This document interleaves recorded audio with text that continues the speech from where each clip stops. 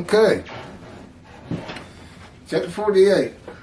The 12 tribes of Israel returned to Judah. Those are the tribes that were allotted lands in the promised land by Moses and Joshua. The priestly tribe, the Levites, were not given a land, but there's actually 13 tribes, and they all returned. Ezra makes that clear.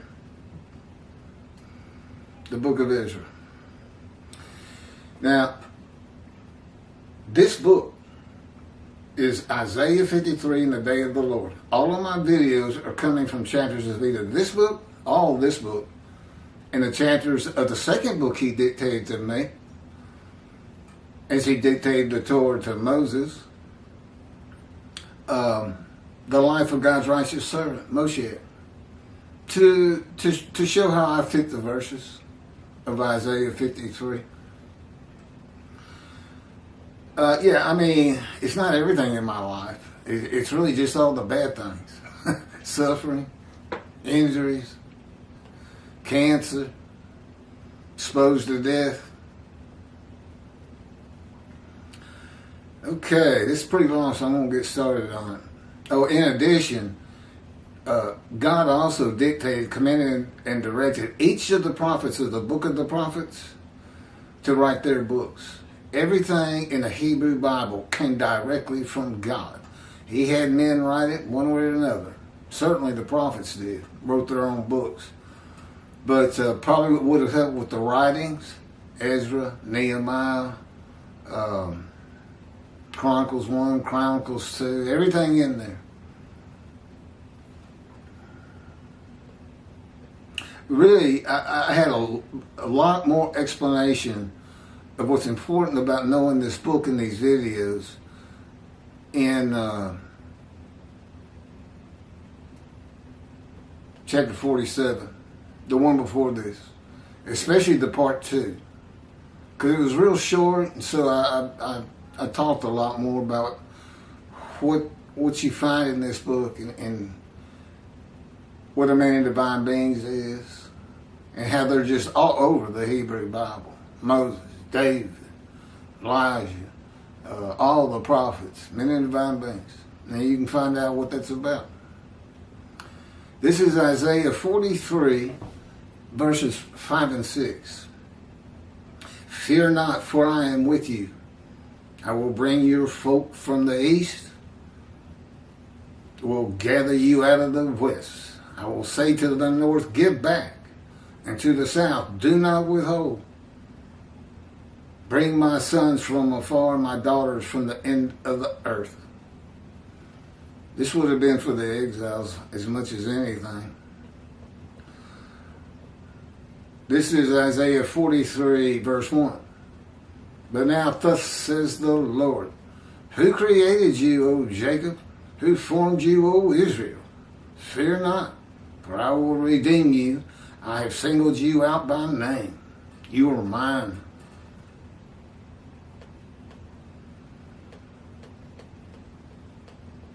Our exiles were certainly redeemed. He anointed a Gentile, Cyrus of Persia, to become king of all the nations. King of all the nations. And he issued from, Persia had defeated Babylon, who had defeated Assyria and the Chaldeans. But it was Cyrus who issued a proclamation that all of the exiles could return to Jerusalem to build God's house, the second temple. And they did. It's free passage. I'm about to do, this is Isaiah 43, verse 19. And this is sin forgiveness for the exiles. The sin forgiveness of Jeremiah 31 is for the Roman dispersal, the diaspora, away from the promised land, or away from your country. That's Hebrew Bible, so it's away from the promised land. I'm about to do something new. Even now it shall come to pass. Suddenly ye shall perceive it. I will make a road through the wilderness and rivers in the desert. The road was that proclamation. Y'all are free to go. That's what he did. This is Isaiah 43, verse 25.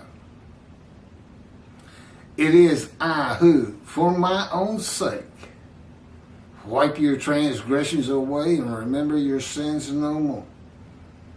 They became a holy seed and built the second temple. That was for him. He didn't deserve it. He's probably going to say the same thing about the third temple. They're going to tell him what else he'll have me write one day. Once this gets accepted by a multitude of people. I make the many righteous, and as my portion, I receive the many. That would be the many made righteous who follow me, heed me, listen to my words, promote me. And as my spoil, I receive the multitude. So the many grow. I don't know how long it's going to take. He's been with me 16 years now, preparing me. Keep telling him, let me out of this fire of refinement. Stop hurting me. It's emotionally and physically. Sleep deprivation. I found out I can stay up 4 straight nights. You become like a zombie. And he starts hurting you and doing mean things to you. 2, break your will. Temper your emotions. Calm your anger. Because after a while, you can't even get angry anymore. You just take the pain. Just try not to talk.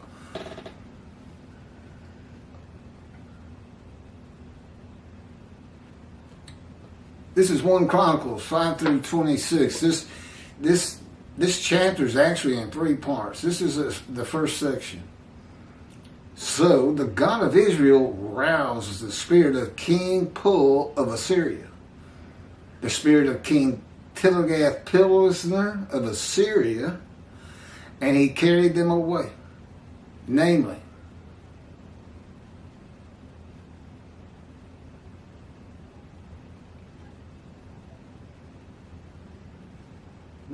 we got 2 kings of Assyria, Pul and Tiglath. Just keep reading, he said.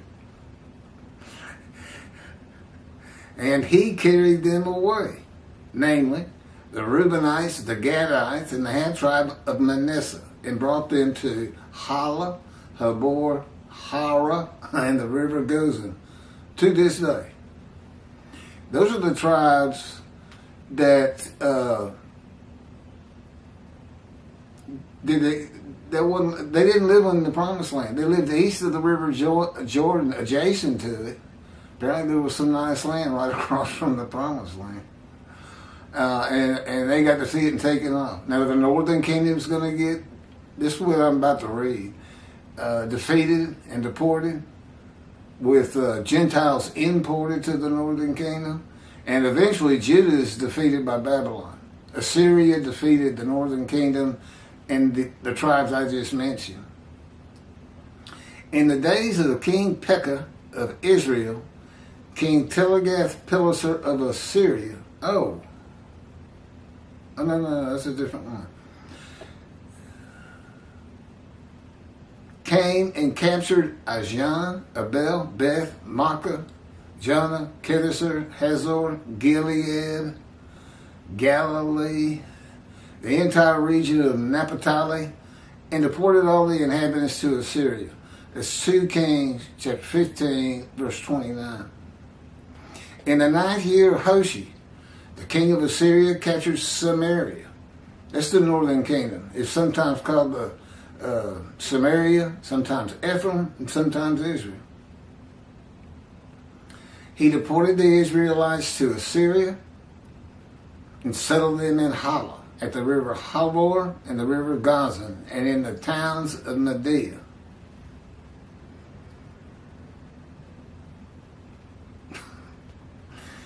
The king of Assyria brought people from Babylon, Kutah, Ava, Hamath, Sepharvaim, and he settled them in the towns of Samaria in place of the Israelites.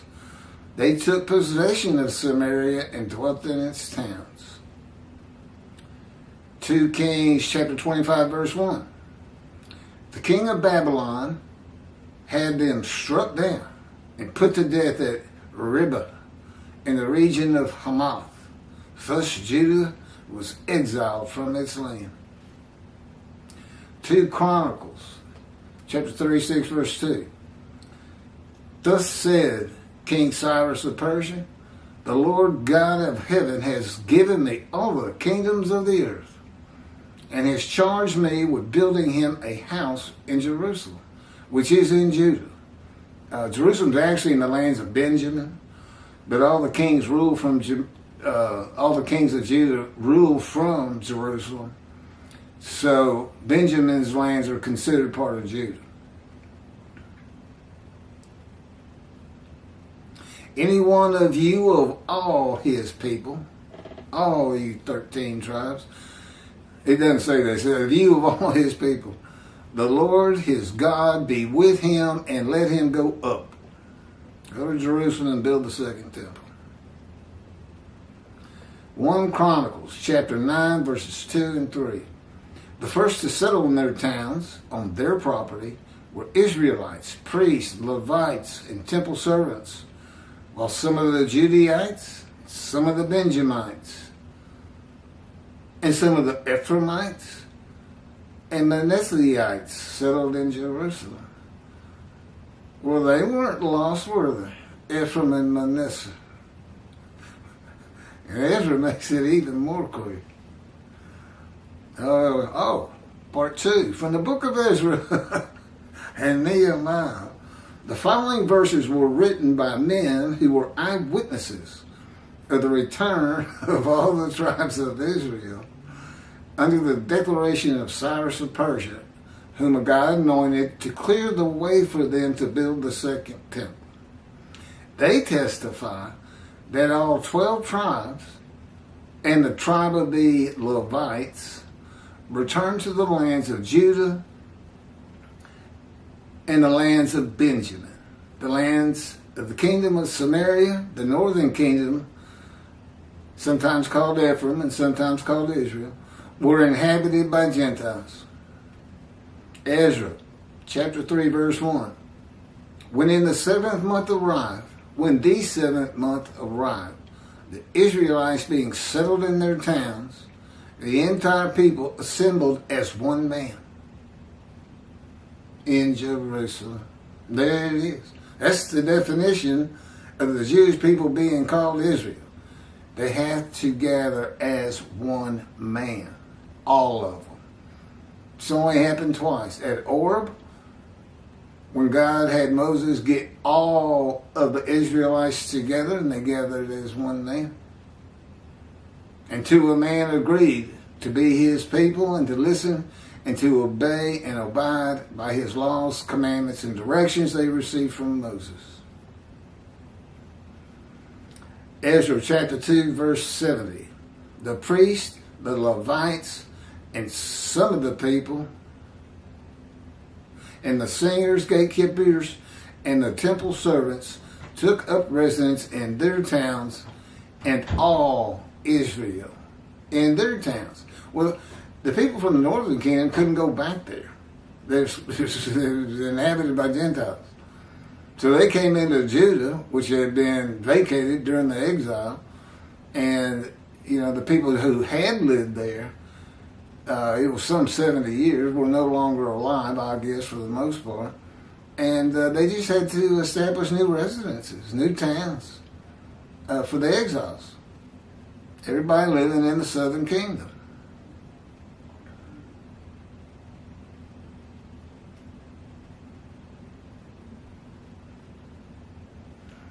Nehemiah, chapter 12, verse 47. And in the time of Zerubbabel and in the time of Nehemiah, all Israel, here it is again, contributed the daily portions of the singers and the gatekeepers, and made contribution for the Levites. And the Levites made sacred contributions for the Aaronites. I guess that's the clan of Aaron. Ezra, verse 8, again, chapter 8, verse 25. And I weighed out to them the silver, the gold, and the vessels, the contribution to the house of our God, which the king, his counselors and officers, and all Israel who were present had made. Ezra chapter 8, verse 29. You want me to? God says the reason we got so many of these verses out is because of the teaching that there's 10 lost tribes. How could you possibly read Ezra and Nehemiah and come up with that and believe it's true and teach it? It's why they've been reckoned with and dismissed. There's more on that in chapter 47. There's a whole chapter called Reckoning and Dismissal. It's in the book, and of course it's on video. Ezra 8, chapter 29.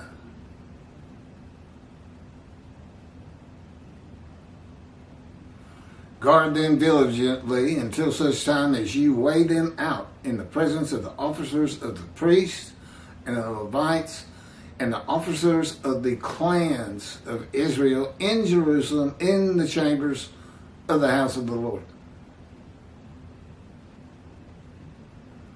Ezra chapter 9, verse 1.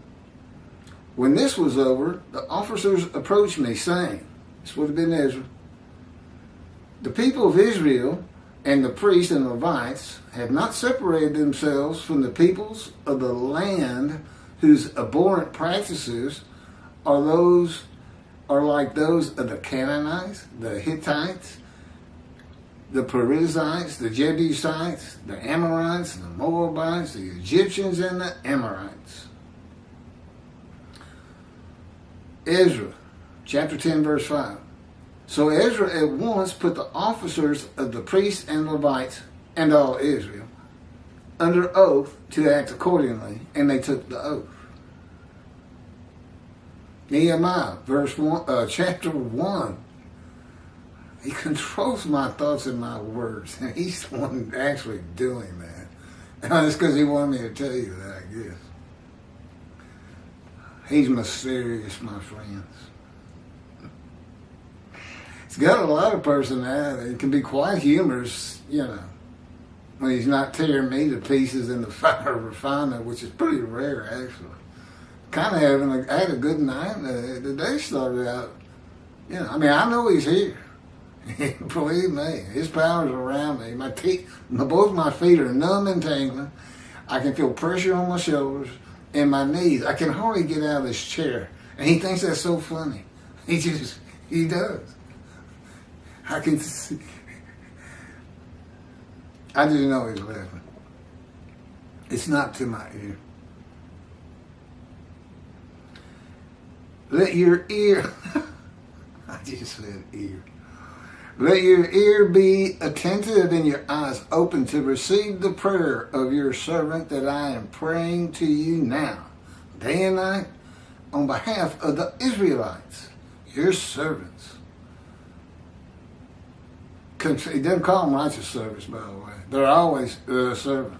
Which is funny, too, because Jews for Judaism says all the Jewish people gathered as one man, Israel, are the servant in his commentary.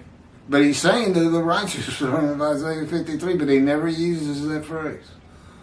I don't know. It's peculiar.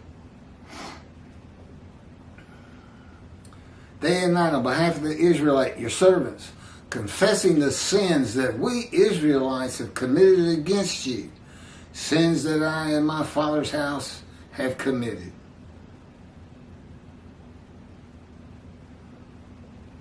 Chapter 2, verse 10. When Sanballat the Haranite and Tobiah the Ammonite servant heard,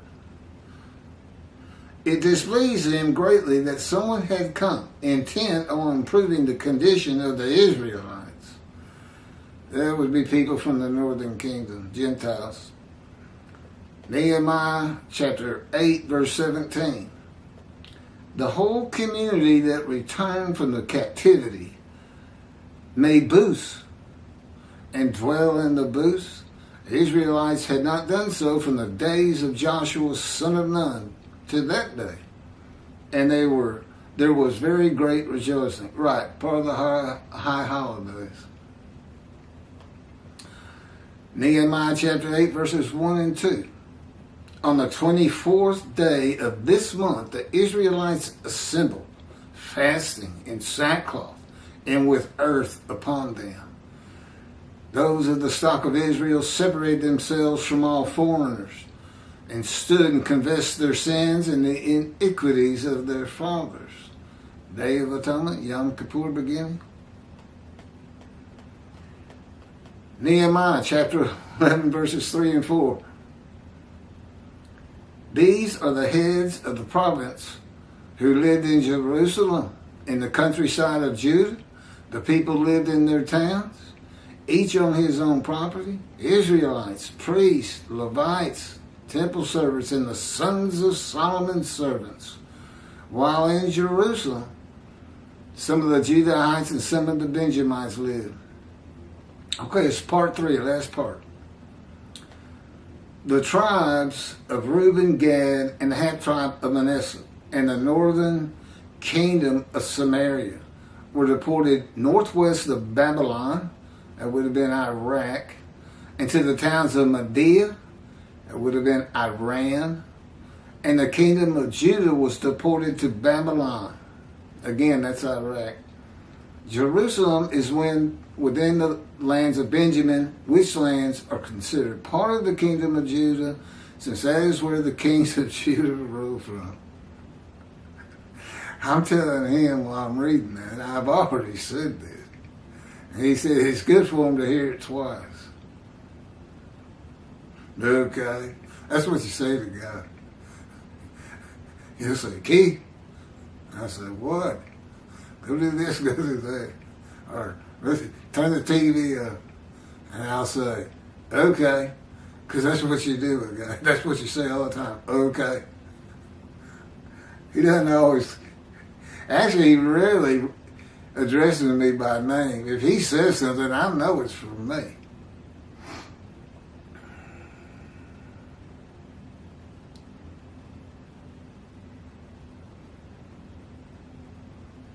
Which lands are considered part of the kingdom of Judah, since that is where the kings of Judah rule from. That is why there is an emphasis on the Judeans and Benjamites in the accounts of the return of the 12 tribes of Israel to the lands of Judah and Benjamin. Basically, what you see in Ezra and I assume Nehemiah, Ezra has got Manasseh and Ephraim. Those are the largest tribes. He just didn't mention all the tribes, the smaller tribes. Now, Judah, Ephraim, and Manasseh. Manasseh was so big they had to cut it in half. It was half tribe of Manasseh. They're the ones that lived east of the River Jordan, and the other half lived in the Promised Land. And Benjamin is mentioned also for this very reason. That's where the temple is and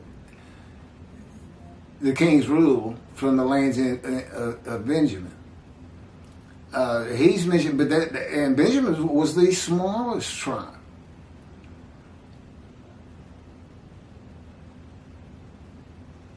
I just keep thinking this is where this 10 tribes aren't in here came from. I don't know how you can read it that way, as you can tell.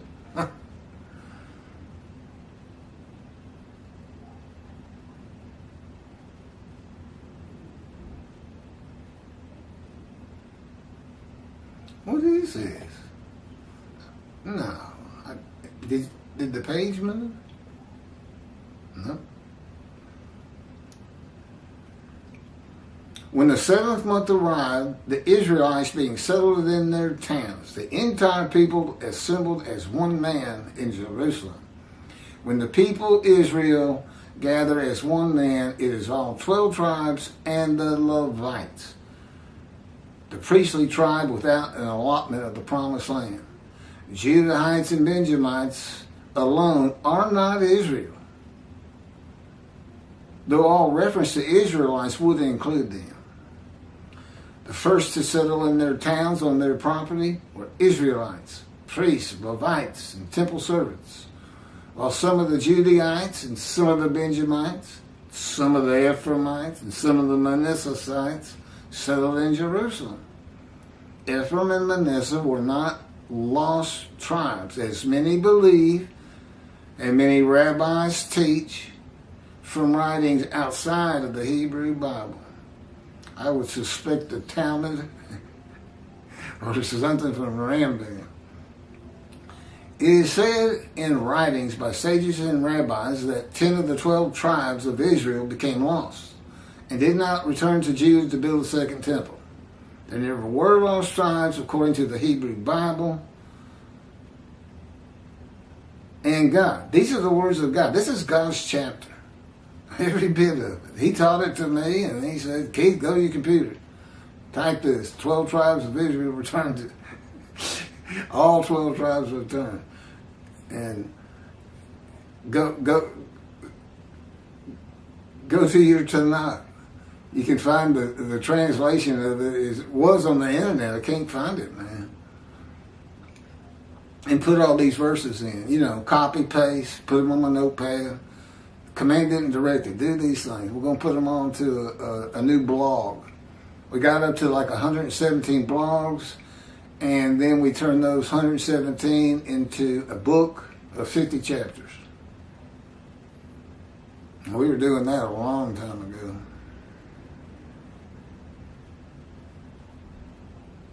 If there were lost tribes, then Isaiah wrote a prophecy of God that was false and was not fulfilled. Isaiah 43, verses 5 and 6. Fear not, for I am with you. I will bring you folk from the east. I will gather you out of the west. I will say to the north, give back. And to the south, do not withhold. Bring my sons from afar and my daughters from the end of the earth. Isaiah's prophecy is to all Assyrian Babylon exiles returning by the words of God. The return of the exiles to the land of Israel, given to Abraham, Isaac, and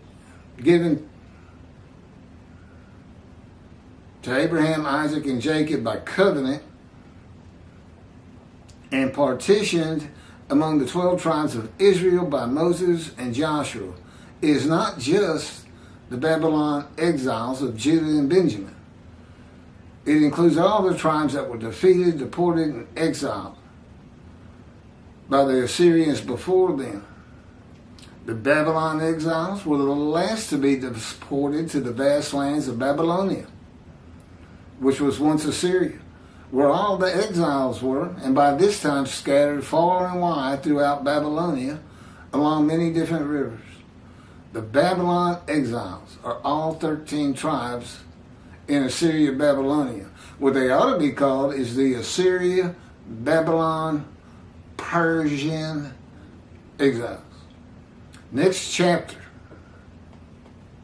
chapter 49, there's only 50, so we're getting there. I'm getting there. The final prophet of God. This is God taking a shot at Muhammad. I said, they're going to say I blaspheme him. They claim he's the last prophet of God and messenger. It's etched on their mosque in stone. And it turns out, am the last prophet of God, as far as the Hebrew script, the Hebrew Bible's concerned. And we tell them in this next book, this next chapter. I said, they're going to declare a jihad against me. And that's what, if you see this man who has blasphemed Muhammad, kill him. That's what's going to happen. I don't worry about it. The angel goes before me and God's got my backside. And he needs me. I'm his representation. His prophet like Moses. That doesn't mean he can't hurt me an awful lot. Because he does. There's plenty of videos explaining that in greater detail. It's horrifying is what it is. Thanks for watching.